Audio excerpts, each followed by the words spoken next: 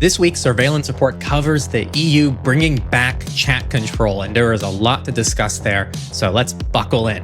We also have a brutal stretch of Microsoft security and tracking news, the age verification wave hitting both sides of the Atlantic, and the growing resistance to Flock's license plate surveillance, plus a double-week defense bulletin. Welcome everybody to the Techlore Surveillance Report, your essential weekly tech news delivering deep analysis on the latest threats to security, privacy, and digital freedom, empowering you to reclaim control and defend your rights. Now, you might be wondering what happened last week. I have been in the middle of a crazy move, which for whatever reason, everything takes 3 times as long as it needs to, including even getting home internet. So I'm finally all locked in, so everything should be back to normal, but I want to thank you all for your patience. So this is a double week, and I did try to consolidate as best I could to keep this in a reasonable time frame. Without further ado, let's get into chat control. So this is an EU specific thing, but don't get carried away thinking this doesn't impact the rest of the world. Again, we see how these fights are globalized in the sense that something that happens in one country inspires other countries to, follow in their steps. We see this right now with age verification, which we'll talk about later, but Australia passes a social media ban, and now everybody wants a social media ban. If you're new or you want a quick recap, chat control is this overall concept of message scanning. It's supposed to try to keep children safe, prevent abuse. We've heard all these arguments about these very serious issues, but the questionable ways of dealing with them. Now, the one thing that is often confused is that there's chat control 1.0 and chat control 2.0. Now, between those two, we don't want either of them, but 1.0 to me is slightly less of a concern than 2.0, and I'll talk about why in a second, but this still is very bad news. Now, we did coverage for this, and I do these hot style videos that I was putting out earlier this year. And of course, while I'm going through a move, I watch all this happen as I'm sitting on my phone, just watching these things happen. I don't have a recording set up yet. And all of you who are emailing me, I think we got a few emails from you guys asking hey, where's the coverage for this? So I have to apologize because it really sucked to be on the sidelines while all this was going on. But this actually was temporarily held off not that long ago when we were doing coverage for it earlier.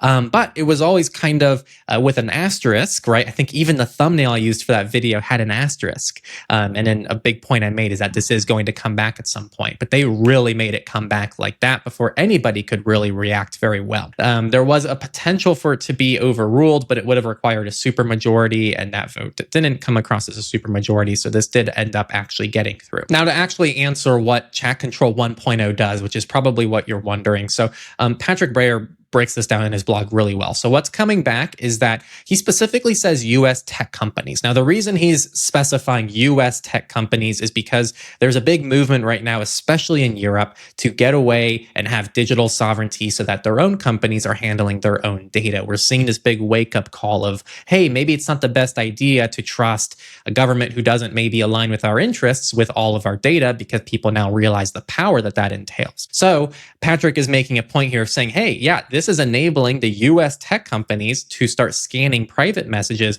without a warrant or prior suspicion. They can just do it. This affects direct messages on platforms like Instagram, Discord, Snapchat, Skype, and Xbox, as well as emails via Google Gmail and Apple iCloud. Now, good news, and why I believe Chat Control 2.0 would be worse in some capacity. I think both of them together are the worst package. My understanding of Chat Control 2.0 is that it actually allows scanning of end-to-end encrypted chats, meaning chats that theoretically only you and somebody else have access to, because those encryption keys belong to you two. And so scanning those messages requires some kind of encryption backdoor, which is what Chat Control 2.0 pushes for. This is not that. This means that things like WhatsApp, Signal, etc. are exempt from these scans. Additionally, European providers of messaging and email services have never implemented chat control measures. And so there are some good news, I guess, here, but it's not really good news, right? This is really just saying this could have been a lot worse. But I think this is a huge warning of hey, the things that are the worst that haven't been touched yet could still be touched. And I think this is a big wake-up call that we need to get our stuff together, right? You guys know the word I'm trying to say there, but we got to get our act together. Now, Patrick breaks down why this doesn't really work. They talked about how the abuse reports actually spam police. The actual number is 48% of all incoming alerts are not criminally relevant in the first place. Crime stats reveal that 40% of the resulting investigations actually target minors themselves. And under the chat control system, an estimated 99% of reports generated by Meta data consist of previously known material, which generally does little to stop ongoing active abuse. And of course, Patrick makes the point that people who are abused need their own privacy to escape these abusive situations. And so he cites some actual case studies and individuals who have had to go through this and how they are against chat control and their reasons for doing so. So I hope that I did a good job kind of covering what happened and maybe, potentially what's next. Important thing that Patrick continually tries to drive home is that Patrick sees this as a distraction from real child protection. The more we're trying to just pass this needless scanning that hasn't even been shown to be helpful to victims of abuse, the less time we can actually dedicate to really protecting children. So here's a direct quote from him. As long as EU governments can use procedural loopholes to continually extend their comfortable status quo of voluntary indiscriminate mass scanning, they have zero incentive to engage with the Parliament's targeted, legally sound, and far more effective child protection strategy. And I think that's really the core point that I'm always trying to make in our content, but really everybody else, even if they don't say it directly, the reason why people in the digital rights space are against this mass scanning and mass surveillance is because they don't care about keeping kids safe. It's just they question whether or not these strategies are actually doing what they intend to do. And it's not just politicians coming forward and saying, oh, but think of the kids while we, push all this stuff that probably isn't going to help anyone. To try to get those things passed and convince people that it's good. We're seeing the same thing right now with social media bans and trying to say like, oh yeah, we're going to solve this and think of the kids and upload your ID to every platform now, while we don't do anything to actually solve the real problems on these platforms. So it's kind of a universal thing that we see politicians really utilize, which is unfortunate. Now, I did miss doing hot coverage for this as it was happening, so I do want to apologize again. I know a lot of you reached out, but one thing I am going to do to at least try to make it up, but it's something I want to do anyway, is put together some kind of guide for all of you in Europe. This was actually something requested in the comment sections by a few of you as well, of like, hey, what can I do about this? Like, how do I protect myself from this scanning? So I can put together some resources and put out a guide for that in the next several days. So keep an eye out for that on the main Techlore YouTube channel. And that should be live soon.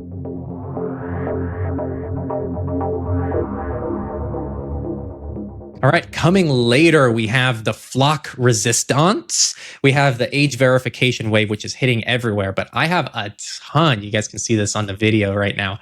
A ton of Microsoft stories. Microsoft made a lot of rounds this week. So good and bad news, and we're going to start with some bad and then kind of bounce back and forth between good and bad news. I think it's mostly bad, actually. So I think there's like one or two good stories in there. But the first story here is Microsoft Secure Boot has been broken for a decade and no one noticed until now. Before I even get into the story, I think a lot of people who are really into the security world would know that Secure Boot is maybe something good, but it's never been the most robust tool. It should never be like your main protection security net on your system. But still, this is something that should reliably be trying to prevent malware from being persistent on your computer. Now, this is from the security firm ESET, and they identified 11 firmware images, at least one from 2013, that were known to be defective but remain signed by the software company anyway. These are known as shims, which were invented to extend Secure Boot to Linux devices and utility software. Using a technique simple enough to be performed by novice hackers, these old forgotten shims can be used to completely circumvent Secure Boot protection, which is embedded into the UEFI of the device's motherboard. The overall idea here that the researchers claim is that Microsoft didn't do a good job of actually overseeing that the things that they were signing were actually trustworthy pieces of software that don't have vulnerabilities in them. The big gotcha for this, and actually I was close to making this the highlight story, because think about it, like this actually impacts Linux users as well, because it's not just a Windows concern, because a lot of people using Linux are still using Secure Boot. Because again, this is upstream of your operating system. And so especially if you're dual booting or if your motherboard requires Secure Boot and you're using Secure Boot, either way, it's upstream of your operating system. And so if somebody was able to exploit it and pretty much implement one of these 11 installations that have vulnerabilities inside of them, Microsoft would have allowed that to happen. Now, how do you know if you're safe from this? So a couple things here. So if you're just using a basic Windows computer, the secured core PCs in their default state should actually be immune to this problem. You can read more about why that is. It's a bit of a complicated response, but if you want to learn more, you can always check out the show notes to dig into the why if you want to learn more there. And if you are a Windows user who has installed Windows Microsoft June Update Batch, you are no longer vulnerable to this. Linux users users should check the Linux vendor firmware service or consult their distributor. Revocation statuses are available using the UEFI DBX audit script as well if you want to do that manually. I think the scariest thing about this is that this has technically been possible for over a decade now. So hopefully nobody else knew about this and was just randomly using it in the wild. I didn't see anything indicated here that hinted at whether or not they knew if this was abused in the wild. So I hope the answer was nobody else knew. But guess we might never find out. Now, let's move on. There was a patch for Windows Defender 0 Day that could allow attackers to fill your hard disk. So this is another Nightmare Eclipse story. So I take 2 weeks off, but some things go unchanged, including Nightmare Eclipse, who has still been causing problems. And so that's from July 9th. Just make sure you're up to date. If you want to read more about that saga, it's been going on for a while now, but you can check it out in the description. TLDR, if you're using Windows Defender and or Windows for whatever reason, make sure to get yourself updated. This next story I know isn't a massive wake-up call to anybody who consistently listens to this podcast, but it's an important thing to keep in mind as a reminder to yourself. It also gives us actionable data. This is really important because people talk about the Windows concerns around privacy, and there are a lot of things we can measure. We can tell you how much telemetry is being collected from network analysis and all this stuff, and there's tons of really interesting reports on this. And yes, Windows is not privacy respecting, but we have to remember that's a very vague way of saying something. What does to a regular person, hey, Windows is privacy invasive? What does that mean to them? And I think that these very distinct stories can actually help us see what that means. So there was a teenager who was a hacker who did bad things. You can read more about what they did in the show notes. But the arrest actually revealed something called a GDID. It's a unique identifier that's tied to every single Microsoft Windows installation.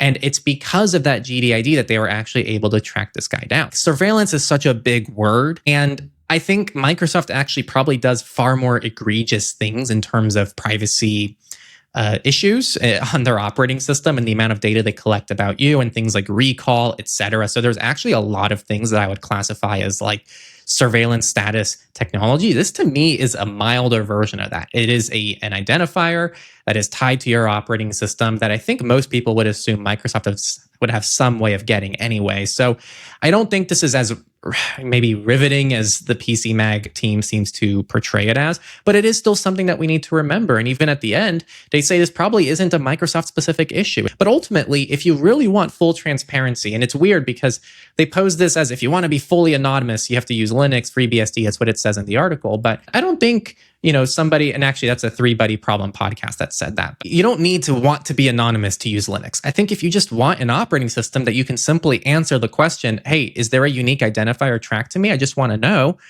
You have to use Linux to do that, right? Because these companies aren't very transparent about what they're actually collecting about you, which is the whole problem, is you don't know what you're consenting to. So I actually am fine if somebody wants to use Microsoft, if they want to use Mac OS, if they want to use Linux, it's all fine.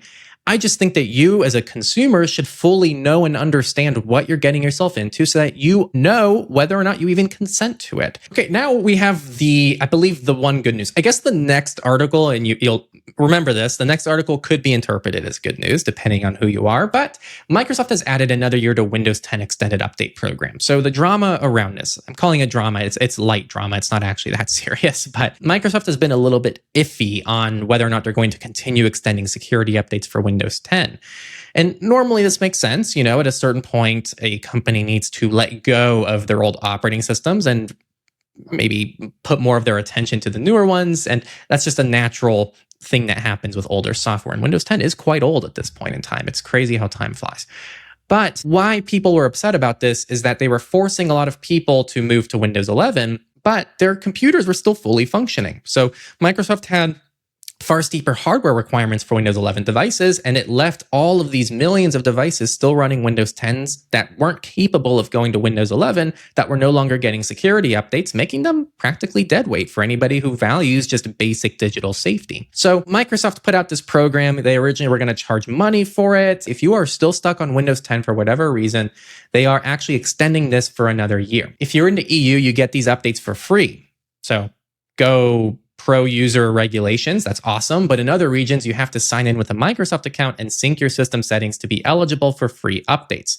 Otherwise, it costs $30, or don't forget 1,000 Microsoft Rewards points. I forgot that's still a thing, so you can join the program. Once you're in the program, the ESU license works on up to 10 devices, but they do stress this is for personal use, not business use, which you do have to pay for if you're in a business.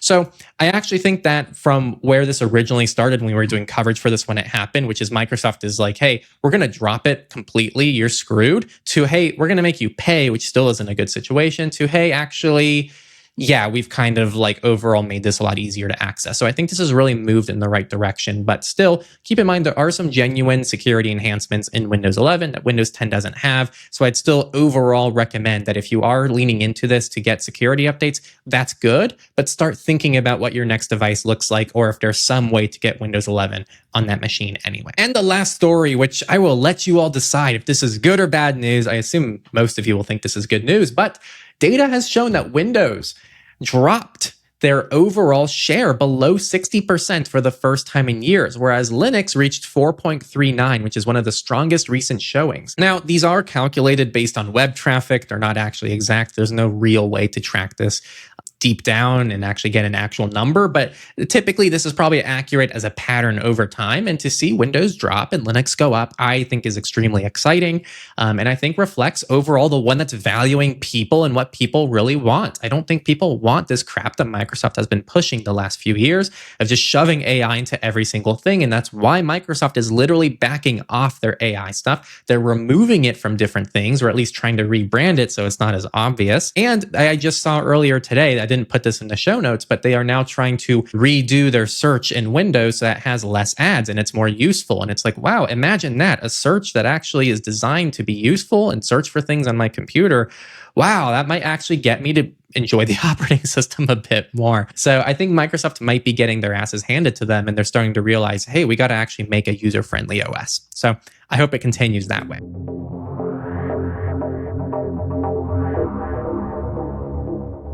All right, coming soon, we have the big flock movement that's happening and the flock resistance. But before we get there, we have a few updates when it comes to overall age verification, social media limits, all this kind of stuff. So not so long ago, Texas put forward an age verification law, which is quite unique in that it didn't target platforms, it didn't target operating systems, it actually targeted app stores, specifically mobile app stores like the Apple App Store and the Google Play Store, so that anybody had to essentially verify their age just to start downloading apps. That means if you just get a new phone and you want to download a calculator app, you have to upload your ID. Unfortunately, the Supreme Court has actually sided with Texas in light of this because there was an ongoing lawsuit. The big tech companies sued and tried to undo this and say, hey, this isn't fair. We shouldn't have to do this. But the Supreme Court sided with Texas. Now, what this does, and I want to be very clear here, this allows them to uphold the law and actually implement the law, because the law is theoretically, I think June is when it should have passed, but it allows them to essentially move forward even though the lawsuit hasn't finished yet. And I do want to be a bit specific here because I read over this a few times and I'm still a bit lost because they didn't specify this super directly. But it's unclear if they even took the case, because at the very bottom of this article, it says, by declining to take up the emergency appeal from the computer and student groups, the Supreme Court has left the Fifth Circuit's decision in place. So I'm unsure if the Supreme Court actually sided with Texas and actually made an active decision. And then the computer and student groups did the appeal, which I think is actually run by the big tech companies. It's just synonymous with them.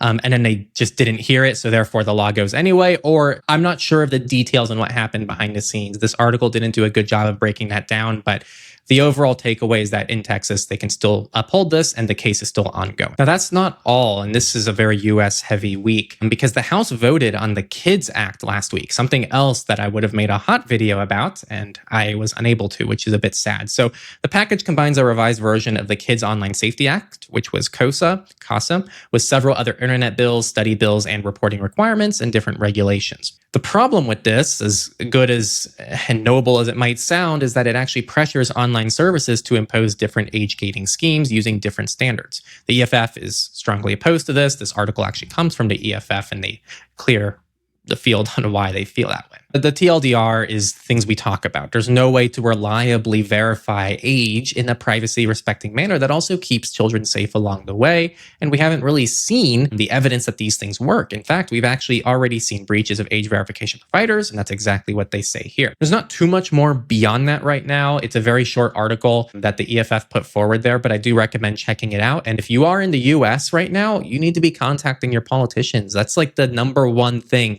that you have in terms of direct kind of action that you can take. I know it doesn't seem like much, but when hundreds or thousands of people contact the same rep about a problem, that makes them pay attention to it and think twice about how they're going to vote for it. It really does matter. So make sure to get involved. And if you're not going to do anything about it directly, then try to support the EFF or another organization that's doing the fight. This whole episode is a good example of people who think they get to decide where your data goes. Cameras who log your plates on the way to work, governments that want to scan your messages. So there's something almost funny about it. The one map of your life that you'd actually want, every city you've walked through, every trip, every road trip, restaurants that you love, places you went to with your family, get actually turned into the creepiest things that you can own purely because it's normally handled by big tech companies like Google. But it doesn't need to be that way. If you want to see a map of places you go and restaurants you enjoy, parks that you went to, you can actually own that map of everywhere you go, every park you love, every place that you've taken a picture of a bird, all with DAWARICH. They are an open source, optionally self-hosted location history app. They're basically Google Timeline, except the map belongs to you. If you've been using Google Timeline or someone in your life has been using it, it is easy to swap. They have a Google data import, and then you just have your same data accessible, but you actually control it. And that's really what everything is about. You should be able to collect your location history and do it in a way where you actually control the data. And nobody's selling it or feeding it into a police database. Take that, Flock. Now, there still is a layer of trust when you use DAWARICH, but that's why they also allow you to self-host it if you want to go completely trustless. The difference that really matters to me is that they are a privacy-first organization that's open source, and their entire premise is that your data is safe and belongs to you. You can self-host them for free or grab the hosted version down at dawarich.app. That's DAWARICH.app/Techlore. And the code Techlore gets you 20% off your first year. All of that will be in the show notes. Whether you're an athlete saving your favorite runs, tracking office days for taxes, or you want a year of your life, or a map that nobody else owns, it's worth a look. And now, back to the show.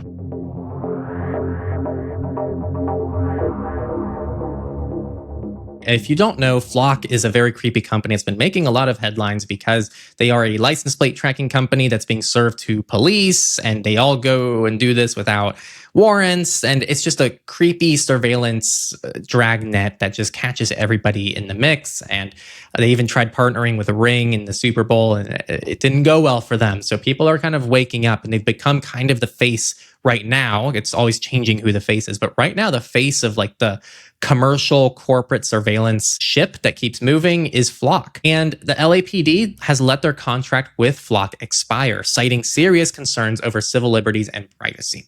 I don't know if that's actually how LAPD really feels about it, but ultimately they probably had enough public pressure to say we can't renew this. And that is excellent news.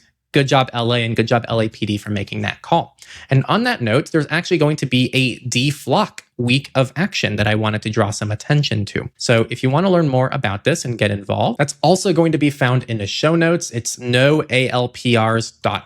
It's the National Week of Action Against ALPRs, and that's August 16th through 22nd. And you can actually see all the participating cities all around the US. There's over 100 of them. So if you want to get active and meet other like-minded people, this is a great opportunity not to show what you're passionate about and show that you don't want this stuff in your local towns, but connect with people. This is really important stuff. It's far more impactful than just connecting online. I really think those in-person connections are worth 10 times more than online connections, and you will actually feel kind of that camaraderie when you're around other people who think like you.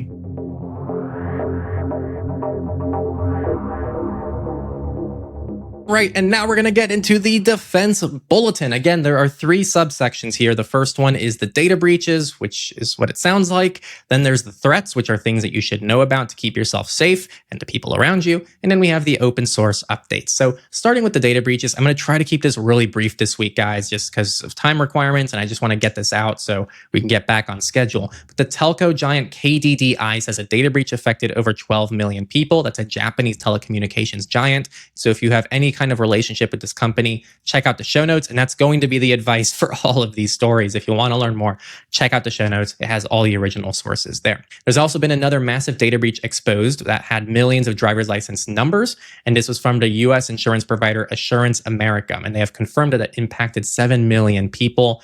And you may or may not know you're involved with this company. So it's worth looking into this to see what to do and if you were involved. IT services giant Accenture has confirmed a breach after hacker offers stolen data for sale. And so that is that data breach there. We also have Mount Royal University, who has confirmed a breach as hackers claim attack. So if you have any kind of relationship or you previously had a relationship with MRU, the university, make sure to look into this. I don't see a cited number of students yet, but this is probably going to have more information as more comes to light.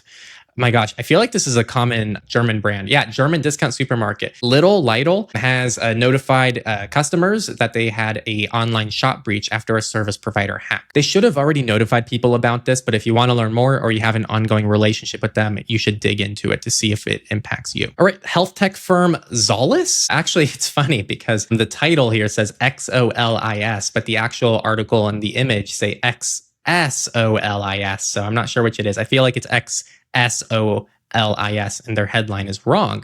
But they suffered a data breach impacting 1.4 million people.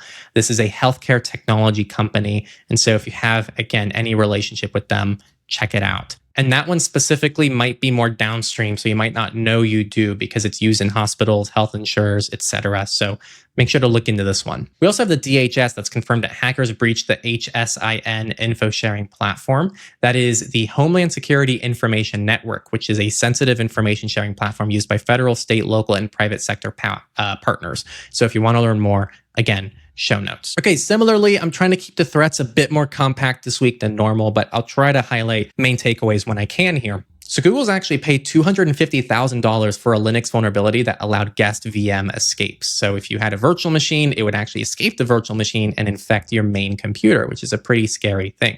Both flaws have received patches in the Linux kernel. So if you're a Linux user, you just check your distribution to make sure the fixes have populated. And if you want to learn exactly what the fixes are and how this happened, I would check it out in the show notes. Now, there was a hidden backdoor in Tenda, T-E-N-D-A router firmware, which grants administrative access. That one is still ongoing, I believe. So I really recommend following this if you have this router. It's a pretty spooky attack. This was a really good story. There was a European Parliament member that was investigating Pegasus spyware, and it actually ended up on one of their phones. If you don't know what Pegasus is, it is the creepiest form of malware you could possibly imagine, which is a government doesn't like you. So you wake up and you have malware on your phone. It's 0-click. It just kind of works and it just allows instant hacking. It's crazy. It's like what you see in a movie. Now, if you're on an iPhone, the main way to prevent something like this is lockdown mode. Apple does have a feature designed specifically to target these attacks. And Apple still hasn't found a single case where someone was actually able to bypass lockdown mode yet. This doesn't mean it's impossible, but they haven't seen it yet, which is really impressive. So I do recommend checking out the story. It's quite interesting, and there's some good nuggets here as well for those of you who want to learn more about these government-grade spyware. Now, on the topic of Apple, there was a macOS piece of malware, which is called Pam Stealer,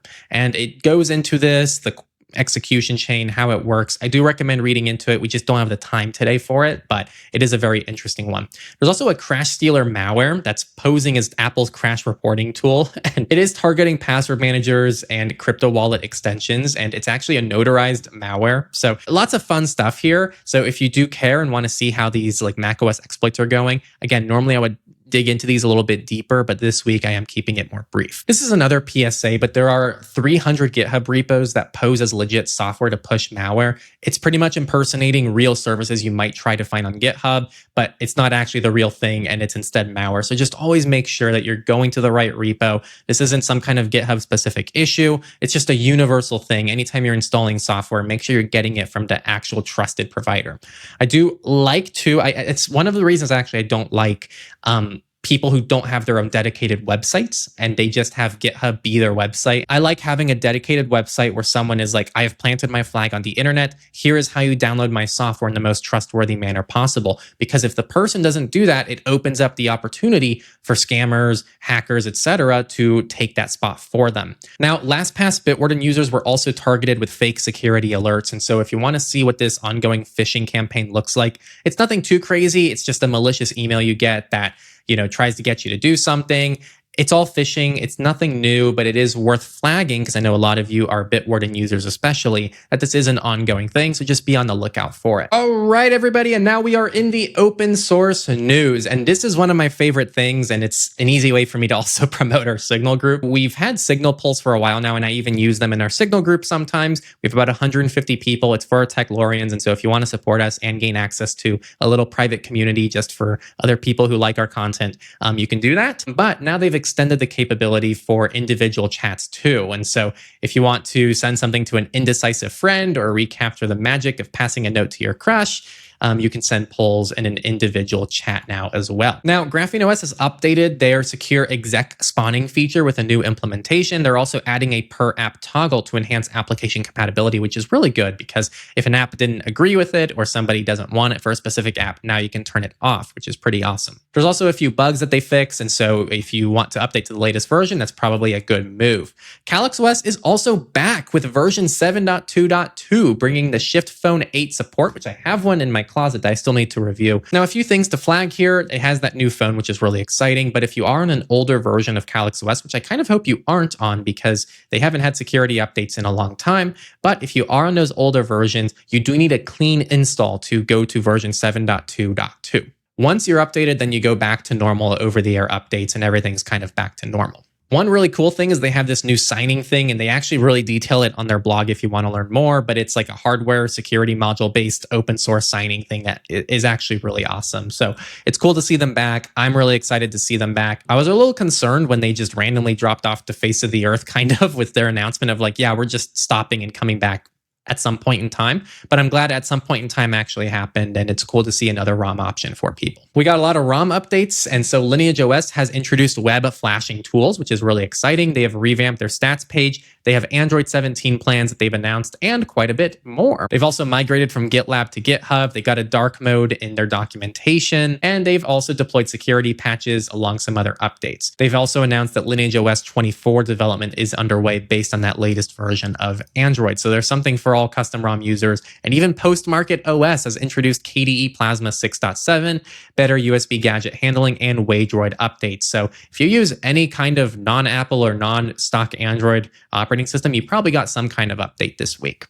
Now, Linux Mint has planned full Wayland support and security updates, and that will be in the next release, and they're going to be supporting Wayland in Cinnamon, which is pretty exciting. We also have Brave that now has working containers just like Firefox for tab isolation. It's quite funny because not that long ago, the main reason and the main debate that I saw between Brave and Firefox is that Brave uses profiles and Firefox uses containers. And it's kind of this preference of like, do you want to have pretty much different versions of the same complete browser, which is what profiles are, or do you want the same browser but just like containers for specific sites?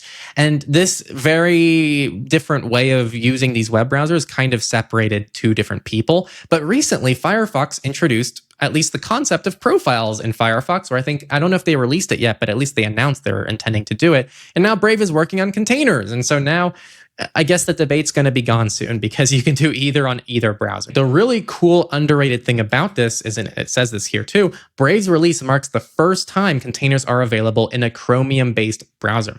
I actually haven't used this yet, and I might do a live demo of this if it's interesting enough. So I will keep an eye out on our YouTube channel. I might demo it if you guys want to see how it works. Image, which is the open source self-hosted photo and video management solution by Fudo, has hit version 3.0, and it adds non-destructive editing and OCR on mobile and some other interesting things. So if you use Image, definitely check that out.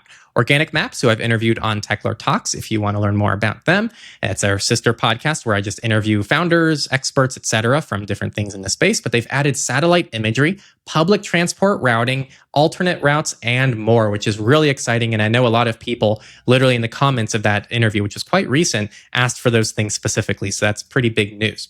Proton VPN has officially launched a snap package for Linux. I think maybe some of you are going to be really excited about this, but many of you probably don't use Snap. But either way, I think it's one extra option, which is pretty cool. And yes, they already have a Flatpak, so this is really just in conjunction. I do want to play around with this a bit more before I really add too much commentary, but Lumo is Proton's AI chatbot, and they did introduce Lumo 2.0, and they've completely redefined it, and they say it's a lot smarter and they bring more personality. So if you are interested in AI chats but with more privacy, I think Lumo is actually a great way to do it and kind of dip your toes to see if you find any value in it. And now it's going to be a bit smarter, and they kind of break down the new design, how it works. So if you want to learn more, check out the show notes there.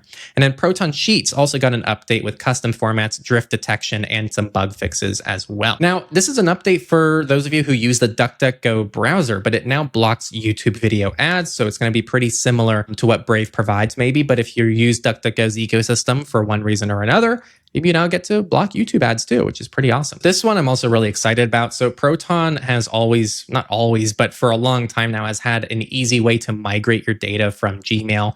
And Tuda has always lacked this. And it's been one of the main reasons when I've consulted with individuals, when they ask me Tuda or Proton, I say, well, do you want to migrate your emails? Because if the answer is yes, Proton's kind of your only option if you want an encrypted provider.